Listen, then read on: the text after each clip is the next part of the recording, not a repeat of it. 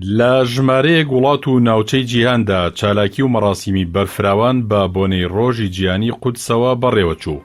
هەموو ساڵێک لە دواهەمین هەینی مانگی پیرۆزی ڕەمەزاندا و لە چەند وڵات و ناوچەیەکی جیهاندا ڕۆژی جیهانی قودس بەرز ڕادەگیرێت.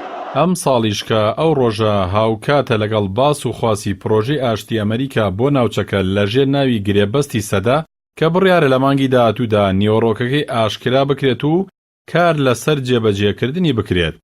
لە هەریەک لە ئێران و عێراق و ئەندۆنێزیا و مالیزیا و پاکستان و چەند وڵات و ناوچەیەکی ئەوروپا و چەند ویلایەتێکی ئەمریکا و ژمارەیەک وڵاتی ئەفریقاش چالاکی و مەراسیم بەو بۆنەیەوە بەڕێوەچوو.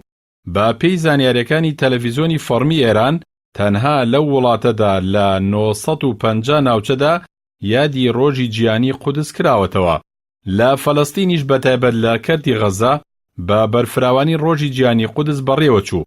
بەرپرسی بزوتنەوەی حەماس لەو ناوچەیە جەختی لە شکستێنانی تەواوی پیلانەکانی داگیرکاری فەلەستین کردەوە.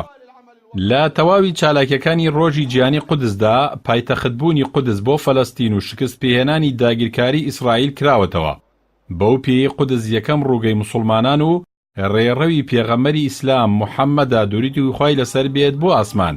لە دوای هاتنە سەرکار و بوونی دۆناڵد ترامپ بە سەرۆکی ویلایەتە یەکگرتووەکانی ئەمریکا پلانێکی نوێی دەیان لاپەڕەی لە ژێر ناوی گرێبەستی سەدا تایبەت بە پرسی ئاشتی ئیسرائیل فەلەستین ئامادە کرد. بە پێی پلانەکە خاوەنددارێتی قودس بۆ ئیسرائیل دەبێت و دان بە تەواوی ئۆردوگاکانی کەناری خۆرئاوایە بۆ ئیسرائیل دادەنێت. پلانەکەی ئەمریکا بۆ پاڵپشتی دارایی ئەمریکا و یەکێتی ئەوروپا و وڵاتانی کەندا و بەرهەمهێنانی نەوت جێبەجێ دەکات.